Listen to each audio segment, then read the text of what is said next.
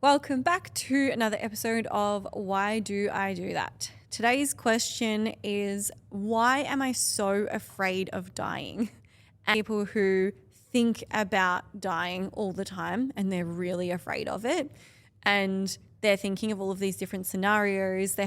It's a form of anxiety. I would go as far as to call it death anxiety.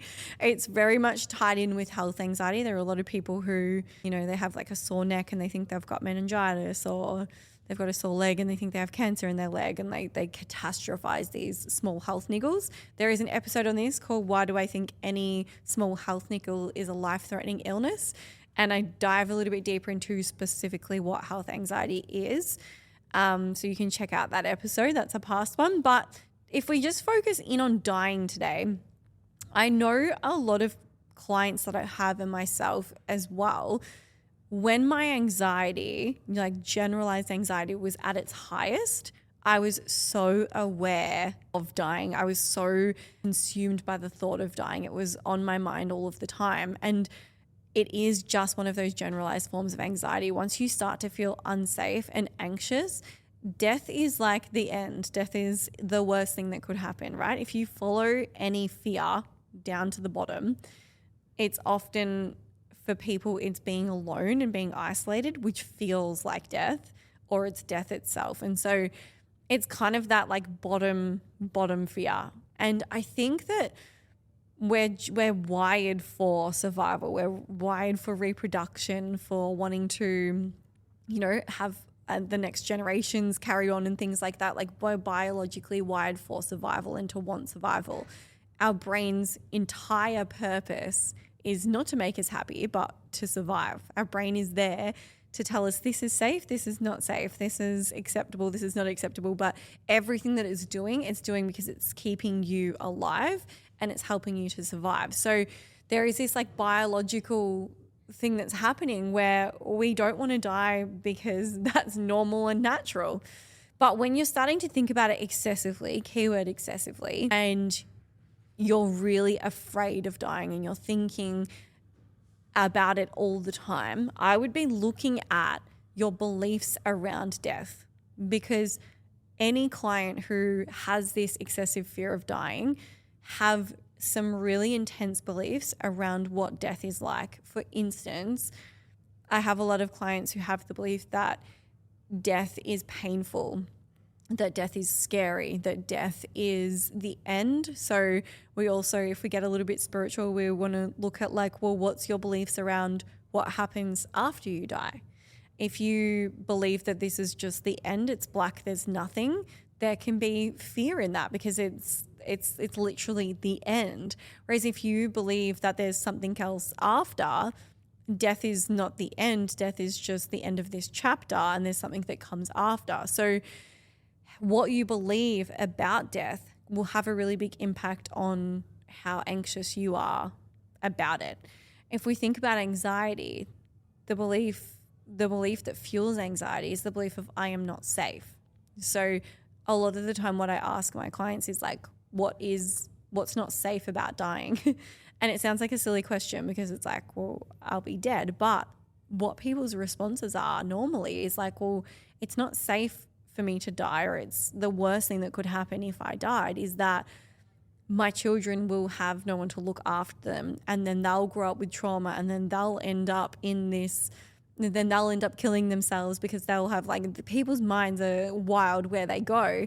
But it's actually often not actually to do with the act or the actual dying. It's to do with what will happen, or time. It's to do with what are you going to miss out on. We have this fear of losing time. And this shows up with people who have this fear of death in their everyday life, in this rushing. There's a book by Dr. Libby Weaver called Rushing Woman Syndrome. And it shows up as this like, I need to make the most out of everything, and not in a way that you're like savoring life, but in a way that you're rushing because you think you're running out of time. And a lot of the time this fear of death is tied in with time. I'm running out of time. There's not enough time. And that is, again, a form of anxiety. It's like it's not safe to relax. It's not safe to let go. It's not safe to enjoy things because I'm running out of time. So these are all the sorts of beliefs that you would look at removing from your subconscious and replacing with things like there is enough time and it's safe to enjoy life, but also then looking at those beliefs around death and dying. And this is going to be shaped by a number of different things. So a lot of people, it can be losing someone early on in life. If it's in a really traumatic way, they have this perception of death, that it's traumatic and shocking and jarring. We could have people that have had parents or family members who have sickness for a really long period of time, and their beliefs around death is that it's painful and that it's drawn out, and that their view of death is actually more about sickness than it is about death. So we can have these different examples. It also depends on how your family or people in your life talk about death, what they believe about death, how they have responded when people have passed away. So quite common reaction, especially for people that go into shock, is that when somebody dies, they don't really talk to the children about it because they're so uncomfortable about death and dying. And what happens is then that child grows up thinking that death is this forbidden thing that we just don't talk about, we don't think about, we push it down, we shut it down. And as with emotions, as with anything, the more that we're afraid of something that we push it down, the stronger it pushes back up. And so if you're not allowed to talk about death, or you had someone pass away and no one ever spoke about them again or talked about it, as a child, you can also come up with these conclusions that death is the worst thing. It's scary, it's unspeakable, you don't talk about it. Those sorts of beliefs then, as I said, make it bigger and fuel this fear. So we have to become comfortable with death. And how can we become comfortable with death? It's such a interesting subject because we don't want to become so comfortable with death that we welcome it, obviously. We want to be so comfortable with death that we embrace life and we feel like we're fully in it and enjoying it and present in it, so that we know that if that does happen, we've lived to the best of our ability. And often this is not what happens, because some people who excessively fear death live so anxiously that they end up wasting their life, which is the fear that they have in the first place. It's like this self-fulfilling prophecy. And I actually, last night, I was at my partner's family's house for dinner, and they were talking about the news, and they were talking about some things. I don't personally watch the news or listen to the radio. And if there's anything on social media I don't actually consume a lot on social media either. I put my things out, little bit of engagement, and then kind of get off. So I don't really know what's going on in the world a lot of the time. And they were talking to me about the potential of World War III, and some people were saying that it's very likely that World War III is coming, and that, what that would look like, and just all of the fears around that. And I thought about it for a moment, and then I said to my partner, I feel like if we got bombed and I died today, I would be happy, because I know that for the last however long I've been loving every single day, and I've been making the most of every single day. Like, I wouldn't die with any regrets. And that has not always been the case. There were times where if I thought about dying, I would be thinking, but I didn't get to do this and I didn't get to do that, and I wasn't who I wanted to be, and there was so much work that I still needed to do. So that in itself is something that you can sort of dig into. Like, what is it that you feel you need to do before you die, and why do you feel like you need to do that, and what would you be missing out on, and what would your regrets be, and all of that. I would start to use your fear of death as information about what's the narrative that comes up, what's the thoughts that come up, and what does that information say about how you're currently living your life. Because death is a part of life and we do have to accept it. But what we can't change when we're going to die. We can't change how we're going to die, which for some people, that's the anxiety, right? Because it's completely out of your control. We try so hard when we have anxiety to be in control because it makes us feel safe.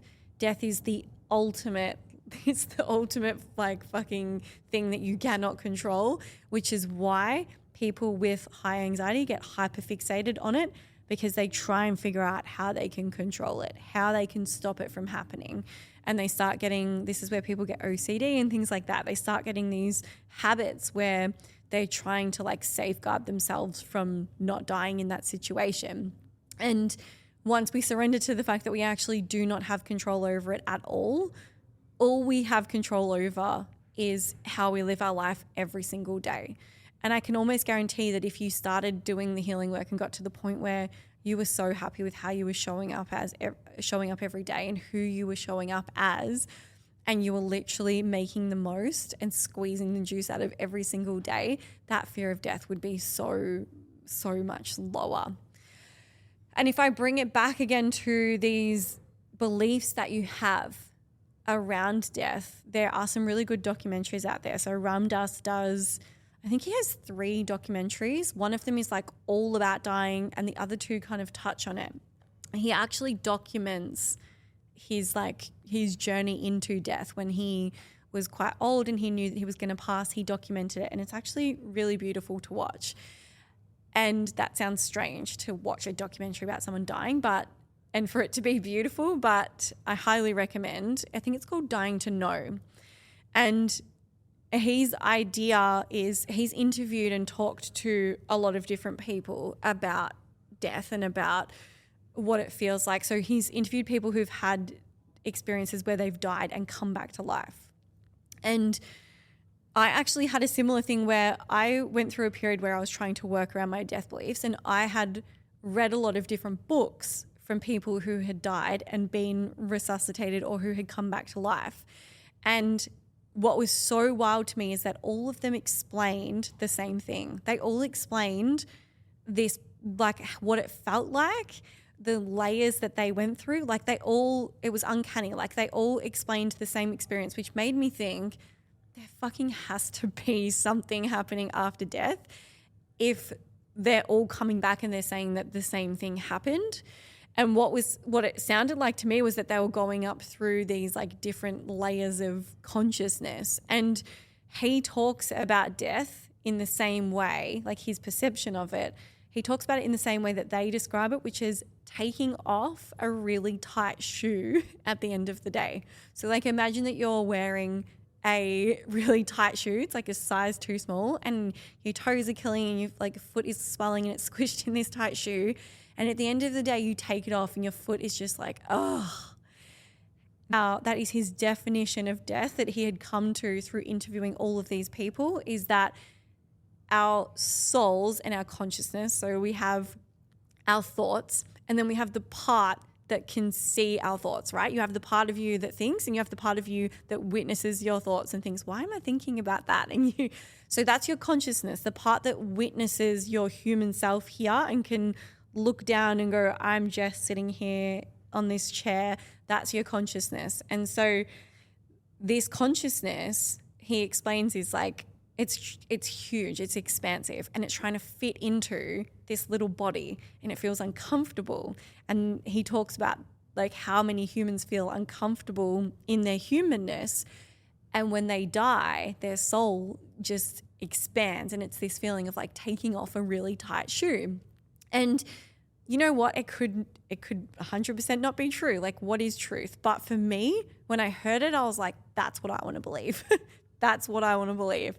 And I worked with my subconscious of like, that's what it is. When I die, my soul is just going to expand and I'm going to be part of all that is. And everyone described it as this feeling of complete love and acceptance for everything, everyone, just this overwhelming feeling of love. Some of them explained like loved ones that had passed coming in and saying beautiful things to them, all different experiences, but the exact same feeling of expansiveness. And so when I think about that, that actually doesn't sound too bad. And so once I started to reprogram my subconscious to believe that, there was this lightness and this feeling of like, when that happens, that's going to be great. And I'm going to be okay with that because that's a good outcome for me. If before that, when I used to think that you would die and it was just black, like when I was younger, I used to have this perception of you die and it's just it. You're in the ground, it's black, there's nothing. That was a really scary thought to me. And once I started to learn about consciousness, and I learned that like scientifically consciousness is energy, and energy cannot be destroyed. It can only be like repurposed into a different structure.